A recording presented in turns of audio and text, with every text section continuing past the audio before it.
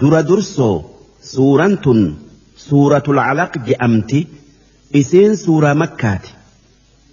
aayaanni isi'ii 19 lakkooysi isi'ii 96 suuraan tun jalqabarraa hanga aayata jahaysa'atti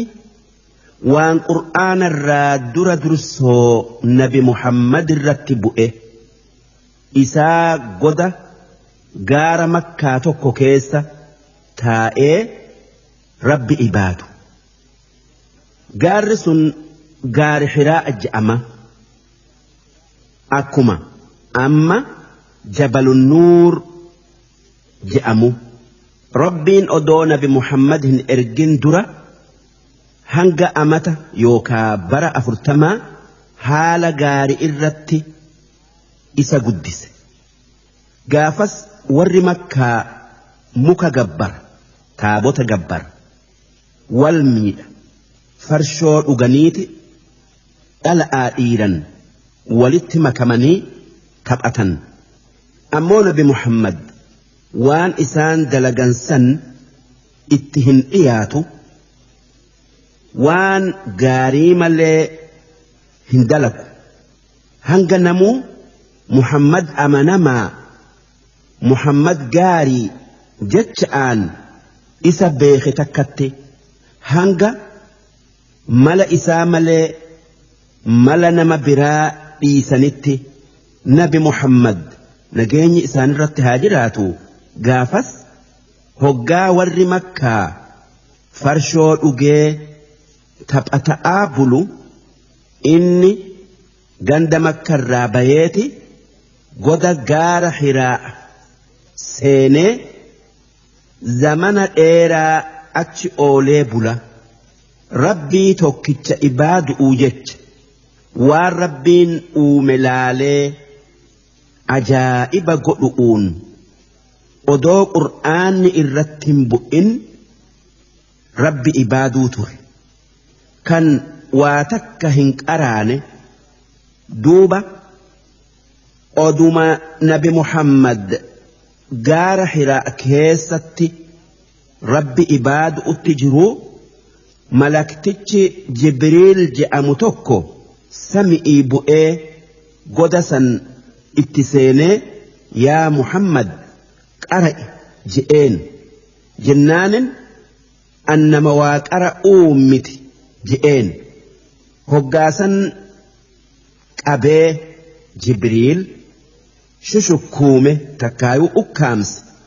hanga nabi muhammad lubbuun itti dhuftee rakkate takkatti eegasii gadhiisee ammas qara'i je'een annama waa qara'uu miti jennaanin ammas hacuucee eegasii gadhiisee qara'i jennaanin annama waa qara'uu miti maalin qara'a je'een hoggaasan jibriil اقرأ باسم ربك الذي خلق الإنسان من علق اقرأ وربك الأكرم الذي علم بالقلم علم الإنسان ما لم يعلم دوبة نبي محمد نجيني إسان الرت هاجراتو قرأ أتشرى نبي محمد إرجما ربي تاي واني قرآن بؤو جلقبين وقرأوا مقا ربي نما أومي وكتبوا نما برسيسي وانهم بيني نما بيسسين وان ربين قرآن قراتئي في كتبئين جلقبيف gatii waa qara'uudhatii fi waa katabuun qabdu nuu addeessuufi maaliif jennaan karaan beekumsaa qalamaa fi arraba namni qara'ee katabu gatii guddoo qaba wanni nabi aadam malaayika irra caaleen beekumsa ربين نؤومي وقرأوا في كتبوا نبرسيس نعما يوكاك أنني قدؤ نمني نما وابرسيس يو نما إبه اتئبسني براتو أكا نبي محمد أبسي جبريل الرا قرآن براتتي أما اللي قدني برموت نما دراهن دبرسو نبي محمد إيجا أمت أفرتماتي قرآن برتي بسم الله الرحمن الرحيم يلقمني دبئي مكا ربي رحمتك أبوتي اقرأ باسم ربك مكا ربي كتتين قراتي جلق أبي الذي خلق ربي كيسن إسا وهند أومه خلق الإنسان من علق كنما ديقرى أومه ilmoon namaa hoggaa garaa haadhaa seentu bishaani kan isi'ii fi isarraa bayee gadaamessa seenu duuba bishaan sun hanga guyyaa 40 garaa haadhaa keessa taa'u nuxfaa je'ama afaan arabatti ammas eega guyyaan 40 biraa irra dabree dhiiga iti taataya sun calaqaa je'ama afaan arabatti ammas hoggaa guyyaan 40 biraa irra dabre foon taya sun mudghaa je'ama afaan arabatti ammas hoggaa guyyaan 40 biraa irra dabre foon sun nama tayee uumama kun hundinuu baatii 4 keessatti ammoo eega baatiin 4 guutamte rabbiin malaayikaa itti ergeeti ruuhii itti afuufee waa 4 kataba 4 rizqii ilmoon sun hanga jirtu argattu ammas wanni garaa jiru sun hangana jiraateti du'aa ammas waan kana dalagaa ammas inni nama iimaana irratti du'umoo lakkii nama kufri irratti du'uu kataba 4 namarratti katabame kanarraa namni maquu dandayu hin jiru ammallee namni waan kanaafan uumame gaafanan du'a bakka tanattiin du'a jechaa beeku hin jiru wanni namarratti jiru karaa rabbiin isa uume itti isa ajaje deemu nama hundaaf rabbiin waan isaa uume laaffisaa duuba rabbiin akka dubbannetti nama uume qur'aana nabi muhammad irratti buusee akki je'een اقرأ وربك الأكرم مقا ربي كيتي كان أرجاتين قرئي وان نتسرت بوفن الذي علم بالقلم ربين كي إيسا ألمان وكتبون مبرسيسه نمن درسو ألمان وكتبه نبي إدريس المشيس آدمي علم الإنسان ما لم يعلم ربك إسا نما وان إنهم بين برسيسه دبتو تيو وقرأوا تيو وكتبوا تيو ودلقوا تيو كلا إن الإنسان ليطغى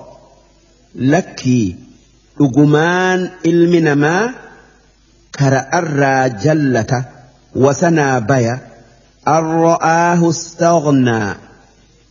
هقا هوري أرقته درومو إف أرقه خرا رب الرابيات ربي إيقر إسا أومي horii isaa kenne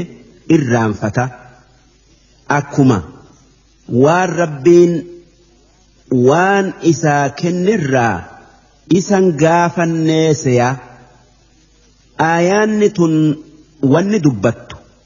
kaafirticha badaa nabi Muhammad cinqe kan Abuu Jahli je'amuu fi nama haala akka haala isaa qabu hunda inna ilaa rabbika arruj'aa yaa ilma namaa hangamillee jallattee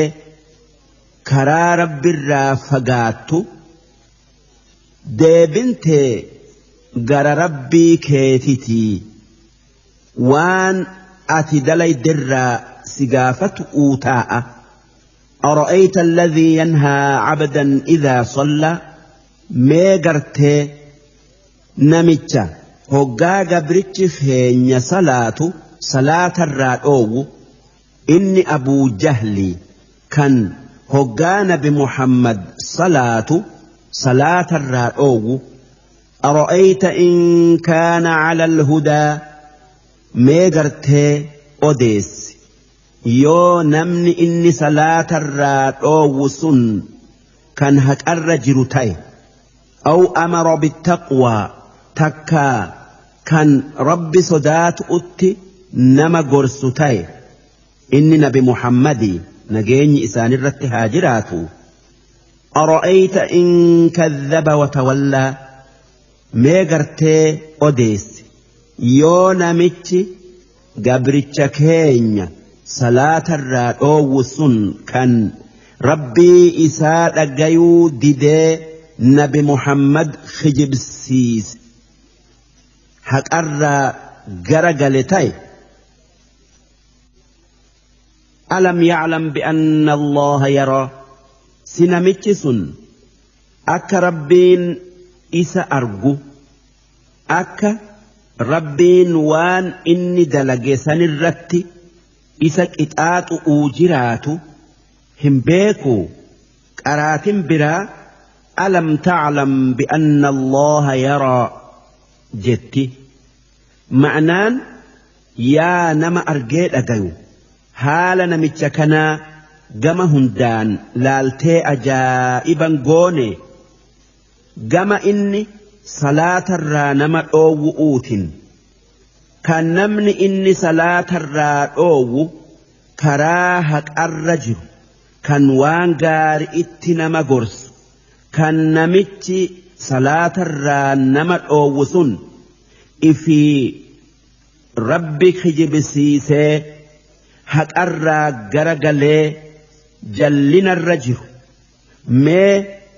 namni haqarra hin jirre nama haqarra jiru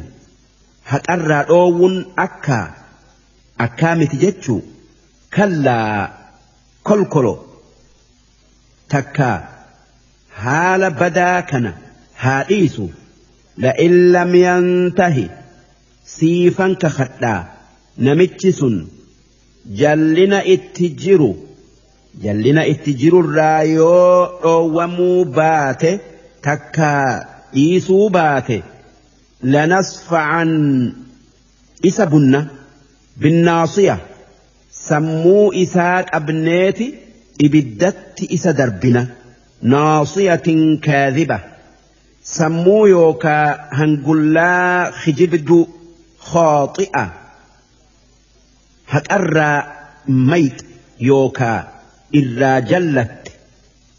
أكنا جتشون mataa namicha sanii qabneeti ibiddatti darbina jechu Abuu Jahli xilaanni nabi Muhammadiin lolee salaatarraa isa dhoowwu'uu jecha akki je'een kittii mee fuula kiyya duratti salaati annama khabajamaa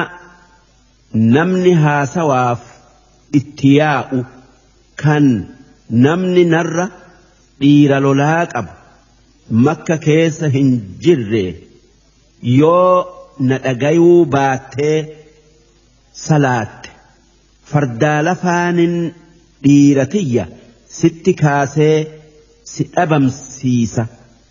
je'een hoggaasan rabbiin aayata as deemtu tana buusee akki je'e falyad'u naadiyahu mee yoo fedhe namichi sun dhiira isaa tan siin sodaachisu san haa yaammatu sanad'u zabaaniya nutis ashkara keenya kan ibidda keessa dalagu itti yaamna duuba akka isa goonu gartaa Abuu Jahli hoggaa kana dhagayu dhiira isaa yaammatuu sodaatee waan ka'eef irraa oole Abuu Jahli jechuun abbaa wallaalaa jechu'u maqaan isaa Amr ilma Hishaam maqaan jaalalaa Abal Hakam Abaa Jahli islaamatu baaseef Nabi Muhammad akki je'e odoo Abuu Jahli dhiira isaa akka je'etti yaammatee silaa malaayikan rabbii dhufteeti qabdee ibiddatti isa darbiti je'an kallaa lakkii laa tuxicuhu namicha san kan salaatarraa si dhoowwu dubbii isaa hin dhagayin wanni inni je'u si yaachisin waa takka si godhuu hin dandayu wasjud ati rabbii keetiif gajje'i yookaa sujuudi salaati waqotarib ibaadaa heddommeessu'uun gara rabbii keetii dhiyaadhu wanni rabbittiin dhiyaatan waan inni dalagaa je'ee itti ajaje dalaganii waan inni irraa dhoowwerraa dhoowwamu duuba akkuma waan gaarii dalaganiin gara rahmata rabbii dhiyaatanii akkuma waan hamtuu dalaganiin rahmata rabbiirraa fagaatanii warra dalagaa gaari'iin rahmata isatti dhiyaatee azaaba isarraa fagaatu rabbi nu haa godhu darsiin 405 hangan